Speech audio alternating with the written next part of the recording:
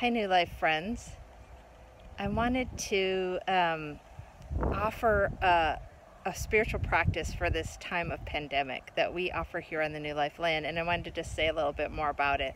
Most of you have probably already seen our labyrinth, but this is the beautiful entrance stone that Greg made. So a labyrinth is a way of praying, a way of walking and praying. So here's our labyrinth.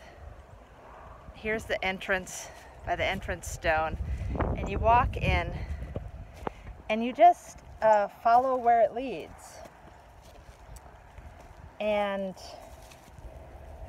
this design of labyrinth is called a Chartres labyrinth, and you can look that up. The Chartres Cathedral in France is the one it's modeled after, and it's ancient, and it was discovered underneath dusty floors and pews and rediscovered, and many churches now use this pattern, and the pattern goes around and loops outside and inside, and it's, to me, always surprising.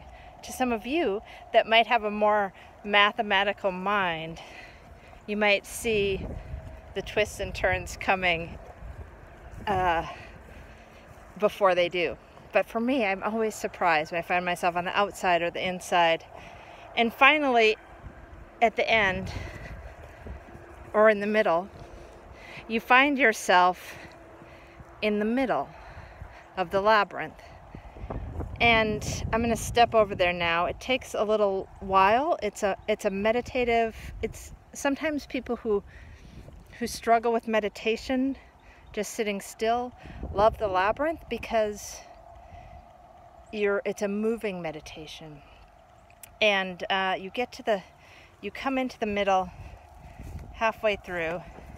Here's the middle circle, and you can stop here for a moment and pray and see the offerings that people have offered here. And then you go back out and you go the same way that you came. You're retracing your steps. The difference between a labyrinth and a maze, one difference is that a prayer labyrinth is for prayer. But in a prayer labyrinth, you don't get lost. There's only one way in and the same way out. And so you just follow the path and pray. And if you are meeting someone on the labyrinth, you can just step aside and let them pass and then continue your journey.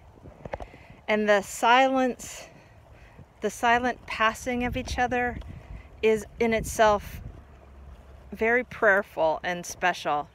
We also have a bench to sit and meditate if you're here by yourself, but also watch others walk the labyrinth. That also can be a very prayerful experience. And so I invite you in this time of separation to find things like the labyrinth to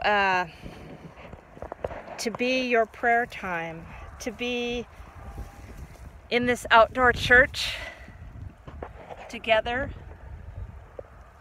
though apart. Blessings on your wild journey.